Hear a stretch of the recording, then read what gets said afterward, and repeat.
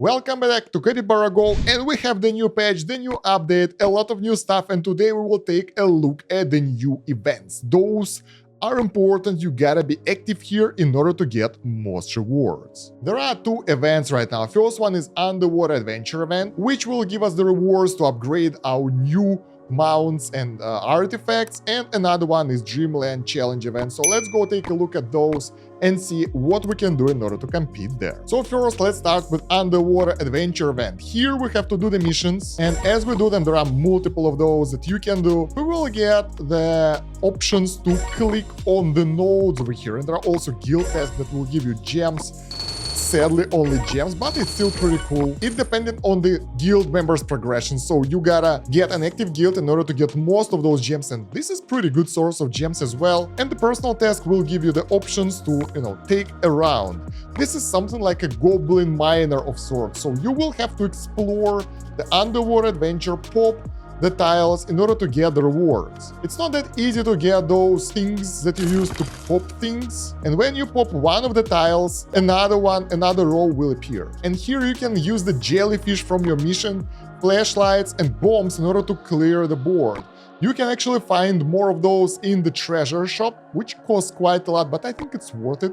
I'm not sure about that right now, rewards are not safe, and the bomb will unlock a large area of rewards, will be converted to coins after the event ends, and flashlight will get a row of the rewards in the adventure. And yeah, as always, there are a lot of pay-to-win options over here, which we won't discuss right now because it's getting ridiculous. You get the chests here. This is new. So we have some new chests here in the packs that cost 100 USD, which is mount core to upgrade your mounts, and I think it's just one level, to be honest.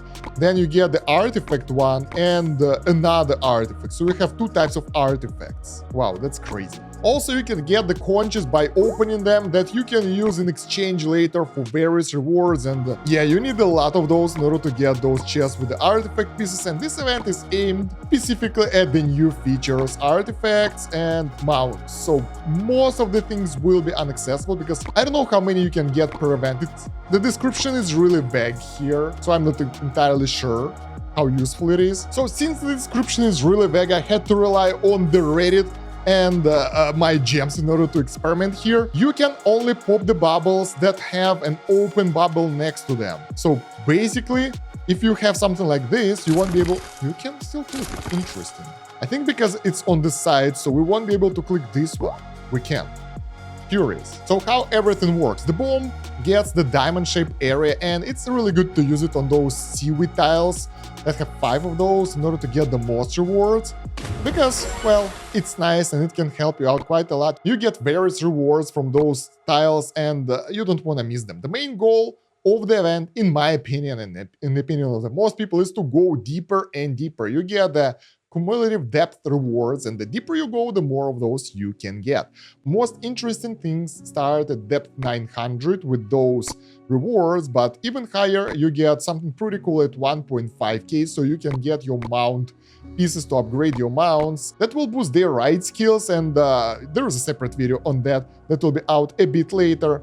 And later on you will get the S-rank gear and a lot of other cool rewards. So it seems that going deeper rewards us with better stuff than trying to collect stuff over here. Now, how everything works. You can pop the tiles only if you have something next to them. And popping on the tile at the bottom, opening one of those, will allow you to go deeper and move this area a bit higher. So every time you pop one tile at the bottom, you will go deeper and deeper, and that's how you progress the depth. Now, how do you want to click stuff and when do you want to collect things? It's up to you. I personally would like to go as deep as possible. As for the collection of shells, my personal opinion, it's not worth to chase the small numbers like 1.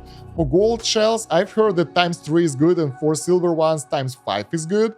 Haven't experienced that myself yet, but we will see. Also, there are chests. You can click them and that doesn't consume any jellyfish, so click them when you see them. That will give you extra rewards. And once you go deep enough, by the way, this one is free because you will get 1 jellyfish for popping it, and you will get more options. And yeah, at some point you will reach something like this where you can't click anything, or you will have to break the goddamn stone, which is, I think, 3 hits, which is very expensive in terms of the jellyfish, so don't do that. So instead, try to find a way around if it's cheaper, because it might be more efficient for you. Now, when you don't have any more jellyfish, there are several options. You can go and purchase those things for the gems. It's a totally viable option. I will do it quite a lot, and I will spend a lot of my resources on this. This is not a free-to-play friendly, because I think still it's better to get something from the chest, but on the other hand, if you will be able to get to this purple sky treasure, it will be worth it, and you will get a lot of other gifts and rewards along the way. Moreover, you can actually buy those packs, but yeah, it's expensive as well. I will just buy them to show you how they work. So the bomb, we already saw it, it clears a lot of area, and it has to be used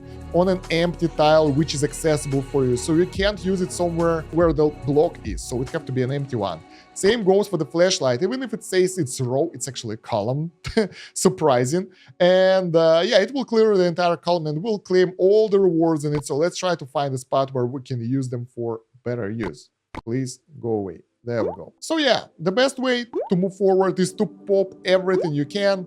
Try to go deeper. I don't think that chasing like the small gem nodes and that kind of stuff really worth it. This event has a lot of similarities to Goblin Miner, so you would like to be really smart about making decisions here and deciding where to go. So like this one times 5 is still good, but I'll go here instead. And I really want to go to the depth and get the chest rewards, because those are nice, and you really would like to use the best options for you, especially if you are free to play. I have like 38k gems saved up, so I will use most of them in this event, and we will try to do our best here. Oh, nice. This is 20. This is really good. So if you see something big, like times 5 this one, sometimes it's a good idea to get it on the side when it's accessible. If you get the higher values, I'm not sure about that. But yeah, if you go deep, if you find something valuable here, if you get the good tiles, like over here, it's times 5 jellyfish, and it takes only 2 clicks for us to get there, so it's definitely worth it. Don't miss out on those. If we can pop a flashlight over here, let's see. That will give us a flashlight of our own. Yeah, and we will get bunch of other rewards, so let's give it a go, just for the sharing purposes. For the there we go, bam. So we get all the rewards from that row, and it will clear a bit more stuff down the road. There we go, we get the chest again. So 1, 2, 3, 4. It seems that they have a random amount of clicks, because the last one was 3 clicks, I think. And try to plan ahead if you have to clear something, that you will go towards the tile which you can clear, instead of like going the easiest way up there. 1, 2, 3, 4. This one is 4 again. Maybe I miscalculated something. Like this is a bad option, so instead of clicking here 3 times, we can click 3 of those and we'll get an empty tile here. Let's do that. If you can pop something like this bomb by using the bomb, why not? Because it will give you more options, it will clear up more stuff, and keep your eyes open for something like this. We will do the same with this flashlight right now. So yeah, this is a smart way of playing this event actually. So if you have those things, if you manage to get them from the chest or borrow them with the gems like I did over here, you can actually use them to progress faster if you see the reward nodes with those, and you can pop them and get through faster. Okay, let's pop this one. 1, 2. Oh, it's only 2 clicks, not 3. Misinformation from Reddit. Way to go. Anyway, try to use those consumables to your advantage, and that will allow you to progress way faster. And I really want this flashlight, because I can use it later on to clear more stuff. So yeah, what you really don't want is try to collect everything on your screen, because that will be a big mistake, and you will actually regret it, because in the end you will get, yeah, this one was 2 clicks. You will get way less rewards like that, and don't overspend. If you feel like you don't want to spend your gems for this, don't. And look at that, we get some pretty cool chests here. What's that? It's as equipment selectable box fragment. So with this one, we need to collect 60 of those, I guess. All right, so if we get 60 of those, we can get one of the as equipment selectable boxes. So that will lead us to getting one of those pretty cool items. Look at that, let's use a bomb here. That will be a good spot, because we will get the seaweed rewards, we'll get the gem as well, and we will get additional S tier chest. Pretty nice. Oh, look at that. We can even get the summoning tickets here for the heroes and everything. This is pretty cool. So let's get this one. And honestly, for the free-to-play players, I don't think this event is really good, because if you don't spend gems here, you won't get that far. Let's get closer to the chest this time. Yeah, the chests are really good because you can get several bombs and consumables over there. So try to utilize that. And basically that's how you will progress. And I think that if I will spend enough gems, I will be able to get to the milestone that I need, the 1.5k. I'm not entirely sure about that, to be honest. From the missions, I'm not sure if those are one-time thingies, or you can get several steps here and get more jellyfish over time. So you will get some of the jellyfish from here for free. You can buy some, and I doubt it that we'll be able to get that far, but we have to try. Also, there is an exchange, obviously. And the best rewards are always at the top 3, of course, depending on what do you need. I think the best option is getting the mounts, because mounts increase your speed, and speed is really important right now to get the first hit in the fight. If you can get that, that's nice. Other than that, there are really cool rewards for someone who didn't manage to reach that many seashells. The gold rewards are really good. You can get some synergy scrolls here. Elite packs are always a good option, so it's pretty cheap, and you should get it if it's not a deal breaker to get the higher tier rewards. And at the bottom, this is pretty cool. You can get the artifact pieces for the silver ones as well, if you get enough again. And the normal mounts as well, which is pretty good because it will allow you to get higher speed yet again. A lot of different options, so yeah. I advise you guys to work on those. Let's see what else do we get. We can exchange the silver shells into the gold shells. Now, I would advise to wait until the last day of the event, as always.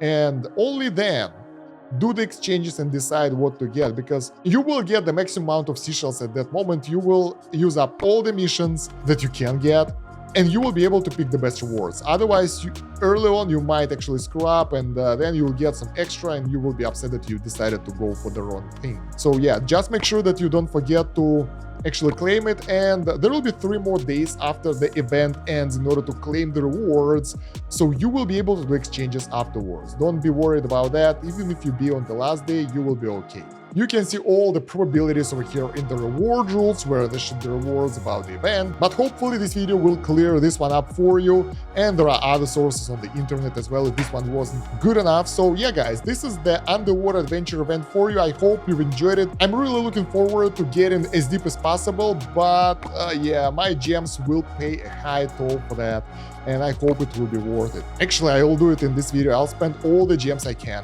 and see if we'll get deep enough. So yeah guys, good luck with the event. Don't spend too many gems if you don't want to. Take care of the chest and don't miss the things like this chest over here. Look at that. It's really stealthy over there, and you can't really see it straight away, so you gotta click a few times in order to get to it, and it's usually worth it because you most likely will get some consumable, which is worth way more than 1 click. If you bombard the big nose like this one, 8-1, you will get all rewards pretty much instantly, so the higher numbers are even better for the bombs.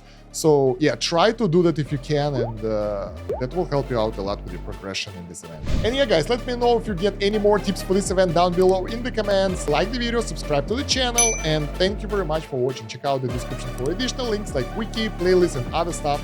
And yeah, thank you very much for watching. It's been Kosh. Have a good one. Bye.